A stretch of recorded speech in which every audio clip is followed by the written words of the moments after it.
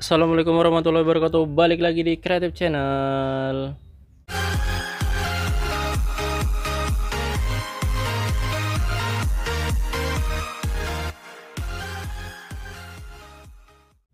Oke guys, balik lagi di Sentra Remaja Mur Insan Serbelawan, channel inspirasi, motivasi, dan semangat untuk berwirausaha ya guys. Balik lagi kita ngobrol-ngobrol santai masalah budidaya jamur tiram. Yang belum subscribe atau baru kesasar ke channel ini, jangan lupa di subscribe dulu, dinyalakan loncengnya supaya nggak ketinggalan uploadan terbaru dari Creative Channel, supaya nggak ketinggalan video terbaru yang kita upload, karena akan selalu ada informasi sedikit demi sedikit ya guys ya. Sedikit demi sedikit informasi yang mungkin bisa berguna buat teman-teman, bisa digunakan untuk menghadapi masalah-masalah ataupun menghadapi rintangan persoalan tentang budidaya jamur tiram. Karena sama-sama kita tahu pembahasan tentang ini nggak ada udahnya ya guys ya. Akan selalu ada informasi ataupun ilmu eksperimen terbaru yang dibuat oleh master-master kita. Insan juga terus belajar supaya bisa mendapatkan informasi dan ilmu yang terbaru buat teman-teman semua. Dan jangan pelit like-nya, karena supaya Insan bisa lebih semangat buat videonya, supaya lebih sering upload, supaya lebih sering membagikan ilmunya ya guys ya. Nah, jadi langsung aja kita masuk ke tema video kita pada kesempatan kali ini. Jadi ini pada kesempatan kali ini Insan mau membahas masalah kontaminasi atau kegagalan dalam pembuatan backlog jamur tiram ya guys. Nah, jadi ada beberapa faktor penyebab kegagalan ataupun pembuatan proses pembuatan backlog. Salah satunya seperti ini guys. Jadi jangan dikatakan kalau Insan udah lebih lama di jamur itu nggak ada kegagalan ya guys ya. Insan masih punya kegagalan 8-10%, tapi ya nggak diambil pusing ya guys ya. Karena yang jadi ya masih lebih banyak. Nah gitu. Jadi ya yang penting kita tahu prosesnya di mana, kesalahannya di mana, sehingga kita bisa ya kalaupun tidak memperbaiki ya kita tidak bertanya-tanya lah ya guys ya. Karena dalam setiap produksi pasti tidak akan terhindar dari yang namanya kegagalan guys. Mau semaster apapun dia, kalaupun ada yang bisa 100%, mungkin hanya di 1-2 kali pengomposan ataupun dalam kuota yang di bawah 1000 lah ya guys ya. Di bawah 1000 ataupun di bawah 500 komposan ya Insan kalau asal ngompos di bawah 500 ataupun 500-600 itu ya bisa dikatakan 1-2% aja kegagalannya. Tapi kalau udah di atas 800 sampai 1000, nah itu bisa agak meningkat ya guys ya.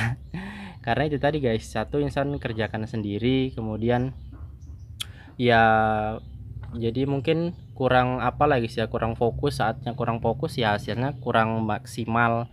Tapi ya tetap disyukurin sih guys ya. Nah, langsung balik ke tema video guys. Nanti kita panjang lebar kali ngobrolnya, ada yang marah ya guys ya.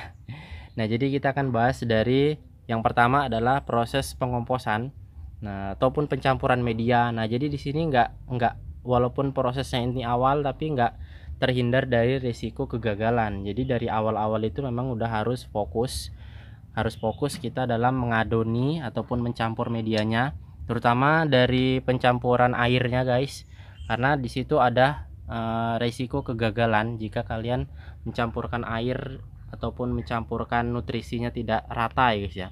Nah, jadi yang pertama itu adalah pencampuran medianya harus rata, jadi harus benar-benar diperhatikan. Kemudian yang kedua adalah pencampuran airnya. Nah, jadi dari proses pengomposan itu harus diperhatikan, harus benar-benar tercampur merata ya guys ya, intinya seperti itu, supaya backlognya itu ataupun miseliumnya itu tidak belang ataupun tidak bisa stagnan.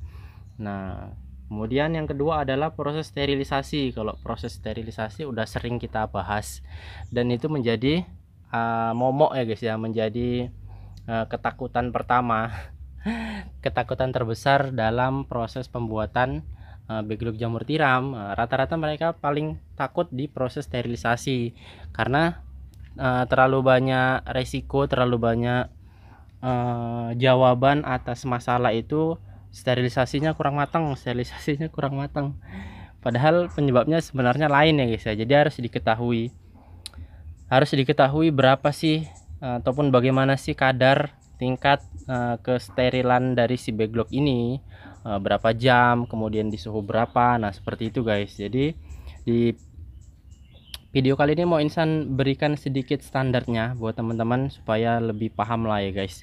Untuk teman-teman yang gunakan steam tong drum ya guys ya, usahakan itu ya, kalau ini hanya saran dari Insan sih ya, kalau mau kalian pakai ya nggak apa-apa, kalau nggak dipakai ya juga nggak apa-apa. Nah jadi kalau saran Insan itu ya susunannya itu jangan terlalu tinggi supaya panasnya itu bisa cepat naik ke atas. Nah itu yang pertama standarnya. Kemudian yang kedua, bagaimana supaya sterilisasinya bisa matang. Air itu jangan terlalu banyak tapi jangan terlalu sedikit juga. Jangan terlalu banyak dalam artian nanti proses didihnya itu lama ya guys ya. Kita udah steam 2 jam 3 jam kita rasa udah mendidih, rupanya belum, karena kalian menggunakan air terlalu banyak.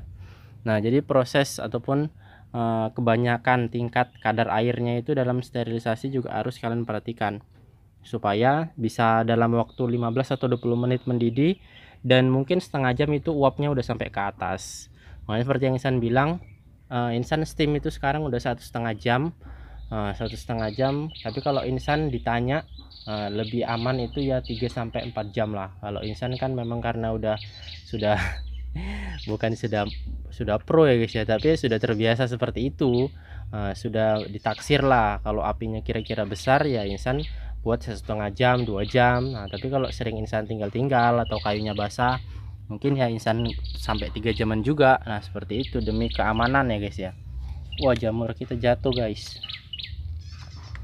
Wah, kotor guys, apa-apa.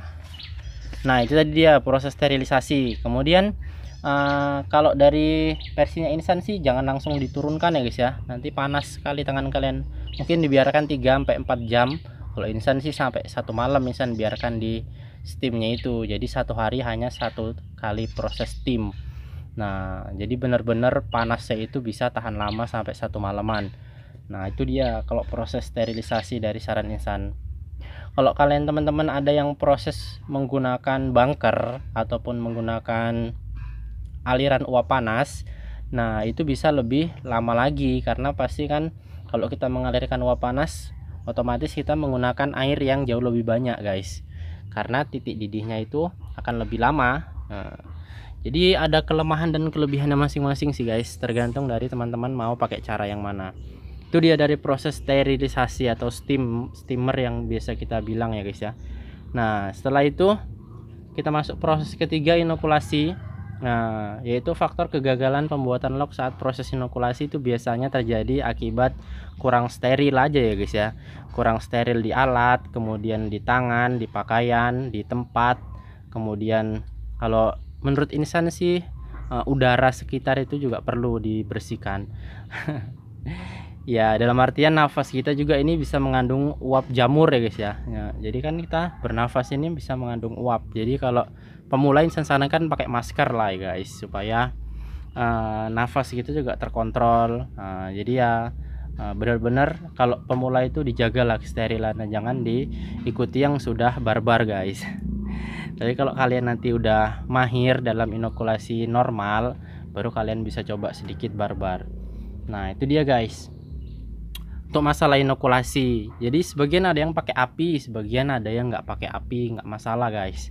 Nah kalau menurut Insan api itu nggak berpengaruh kali ya guys ya, karena kalau kita udah menggunakan alkohol ya kuman dan bakteri itu sudah mati. Nah jadi kalau kalian mau pakai api atau nggak pakai api itu sudah bebas, sudah tergantung dari kalian sendiri. Nah itu dari proses inokulasi. Kemudian kita masuk tahapan yang terakhir adalah proses inkubasi. Jadi apakah proses inkubasi juga memiliki faktor penyebab kegagalan pembuatan backlog? Nah kalau menurut Insan itu iya guys. Jadi kalian jangan terlalu sepele ya guys ya, mentang-mentang kalian udah nanam bibit nih, dari proses pengomposan, kemudian proses steam, proses inokulasi itu udah bagus, sudah usia 1 minggu. Tapi saat proses inkubasinya mungkin udah kalian letakkan di suhu ruangan yang sejuk, yang dingin, atau udah yang lembab, padahal itu masih membutuhkan kehangatan seperti Insan ya guys ya, yang agak sedikit barbar. Nah jadi itu bisa menyebabkan kontaminasi juga guys, dalam artian bisa menyebabkan misalkan itu jamur hijau, kemudian jamur hitam, kemudian kalau misalkan suhunya terlalu dingin itu bisa menyebabkan backlognya stagnan, mati, miseliumnya mati guys. Nah jadi itu juga berpengaruh guys. Kemudian kalau suhu terlalu panas juga bisa mengundang datangnya gurem ya guys ya.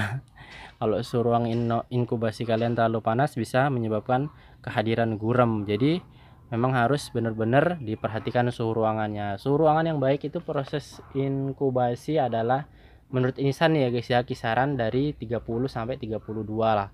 32 atau 33 lah maksimal, jangan lebih dari itu. Kalau lebih itu nanti bahaya ya guys ya. Kalau versinya Insan itu bisa menyebabkan bahaya sih. Nah, jadi mungkin itu ya guys ya, 4 bagian dari proses pembuatan backlog yang bisa menyebabkan kegagalan atau bisa menyebabkan kontaminasi. Faktor-faktornya udah Insan berikan, tinggal teman-teman jumpain kesalahannya di mana, kemudian identifikasi, perbaiki, dan lakukan yang lebih baik lagi. Nah, mungkin video kali ini sampai di sini dulu guys. Nah, kita jumpa di video yang berikutnya. Kalau ada yang salah Insan mohon maaf. Assalamualaikum warahmatullahi wabarakatuh.